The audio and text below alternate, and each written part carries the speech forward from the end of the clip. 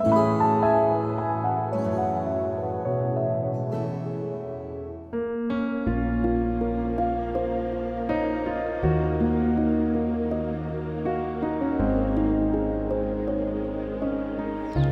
शरीर ये पिंड ब्रह्मांड का मॉडल मात्र है। जो ब्रह्मांड है वही ये पिंड में है। जो पांच भूत बाहर है वही पांच भूत शरीर में है। जो चैतन्य भगवान नारायण के अंतःकरण में वही तुम्हारे पास भी है। जो व्याप्त जल है वो तुम्हारे अंदर भी जल है। पांच भूत प्रकृति और चेतन सब का सब जो बाहर है सब का सब मॉडल उसका आपका शरीर है। तो जैसे बीज बोते हैं उसको खाद पानी देने से बीज वातावरण में से अपना सब ले लेता है, ऐसे ही मनोती मानने वाला मंत्र जाप करने वाला अपनी योग्यता बीज फूटता और वातावरण में से वो अपने अनुकूल परिस्थितियां आकर्षित कर लेता है। इसीलिए ये मनोती मानने वाले अपनी जगह पर सत्य हैं, उनको लाभ होता है, और तर्क वाले अपनी जगह सत्य हैं। कुछ लोग ये कहते हैं कि भाई कुंडलिनी शक्ति जागृत हो जाए तो आदमी को योग्यताएं और सिद्धियां मिलती हैं और परमात्मा का साक्षात्कार होता है। लेकिन कुछ ये भी कहते हैं कि ये सब कब तक पड़े रहोगे, कुंडलिनी जागृत हो और ये योग्यताएं विकसित हो और फलाना हो। योग्यताएं विकसित होगी तो इसकी हो गया, आखिर में सीधा मन को एकाग्र करो तो प्राण अपने आप रुकेंगे। कुछ लोग बोलते प्राणों को संयम करो तो मन रुकेगा, लेकिन वशिष्ठ जी बड़ी व्यापक बात करते हैं।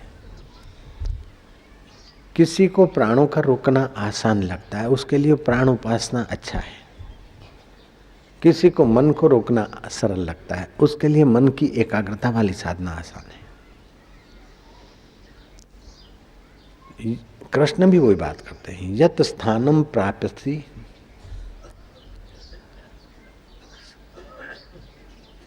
सांख्यम तब योगम अपि गम्यते एकम सांख्यम योगम च य पश्यति स पश्यति। जो सांख्य के द्वारा तीव्र विवेक वैराग्य के द्वारा आत्मपद की प्राप्ति होती है, वही आत्मपद की ऊंचाई योग के द्वारा भी होती है। ऐसा जो जानता है वो ठीक जानता है। कभी कभी योग वाले बोलते हैं कि यही रास्ता सही है, तो कभी कभी तत्वज्ञान वाले बोलते नहीं यही रास्ता सही है। भक्ति वाले बोलते नहीं भक्ति का मार्ग ही सही है। सब अपनी जगह पर अपनी विशेषता लिए हुए हैं।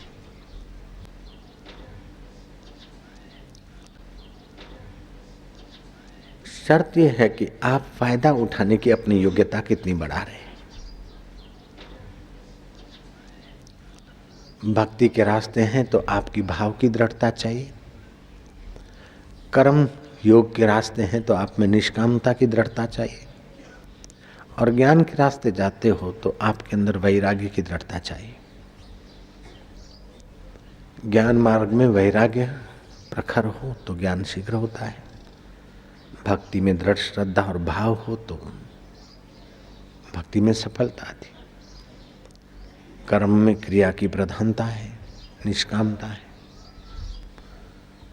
तो जो पहुंच गए हैं शिखर पर, उनको तलेटी से आते हुए लोग देखते हैं कि बोले तुम इस रास्ते से आ रहे हो, ठीक है आओ आओ।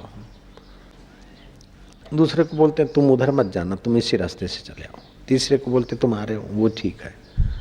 लेकिन जो नीचे चलना शुरू किए हैं वो आपस में लड़ रहे हैं कि मैं जो जा रहा हूँ वहां से शिखर दिख रहा है, ये रास्ता सही है, वो भटक जाएगा। वो बोलता है ये भटक जाएगा।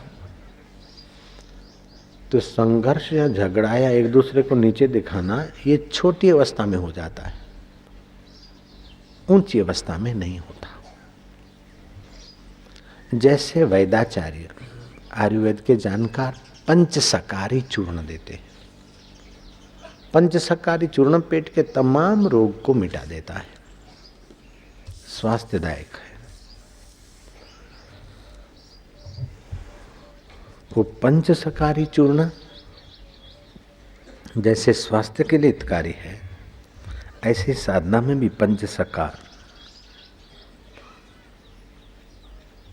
परमात्मा प्राप्ति में बहुत जरूरी है। तो ये पंच सकार की बात को अपने जीवन में अगर ला दें तो आसानी से हमारा भावरोग मिट सकता है।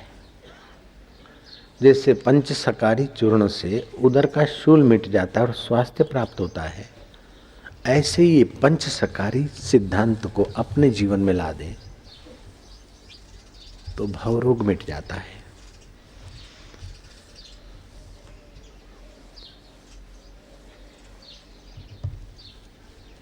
एक तो समता, पंचसकार में समता, सुख के दुख के प्रसंग जीवन में आएंगे, मान और अपमान की घड़ियां जीवन में आएंगी, सफलता और विफलता के झोंके जीवन में आएंगे, उतार चढ़ाव।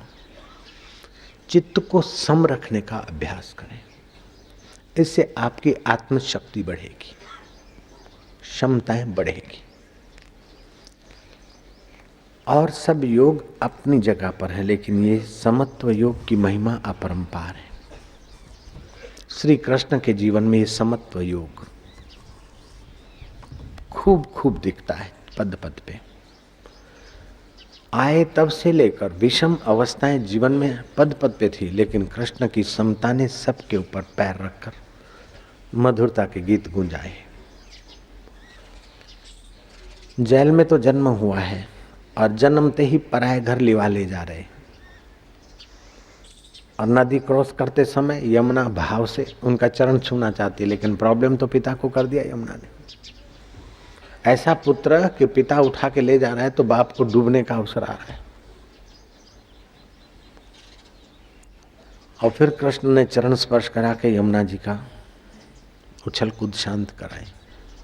तो क्या प्रॉब्लम मिट गए? नहीं, छठा दिन हुआ न हुआ पूतना जहर लेकर आई, और 1 महीना हुआ तो छठकासुर आ गया, असुर मारने को आया। 3 महीने बीते, धैनकासुर, बकासुर, अघासुर सब आने लग गए। कितनी विषम अवस्था, फिर भी मुस्कुराते रहे। मुस्कुरा के गम का जहर जिनको पीना आ गया, ये हकीकत है कि जहां में उनको जीना आ गया।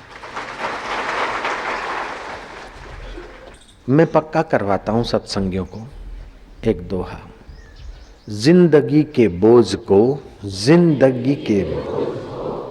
हंसकर उठाना चाहिए, जिंदगी के बोझ को हंसकर उठाना चाहिए, राह की दुश्वारियों पर मुस्कुराना चाहिए।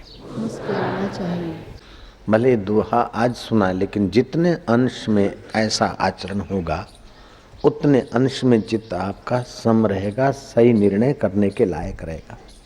नहीं तो विषम हो जाएगा, और सही निर्णय नहीं करेंगे तो सही काम नहीं होंगे, और सही काम नहीं होंगे तो सही परिणाम नहीं आएंगे।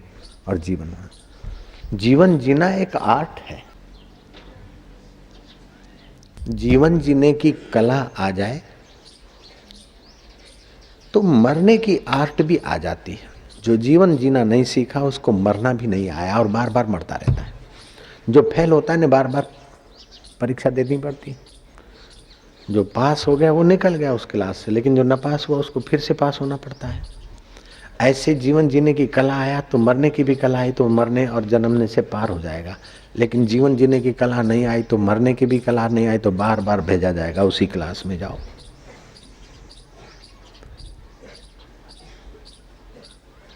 उसी प्रकृति के चक्कर में जाओ, जन्मों मरो पास हो जाओ।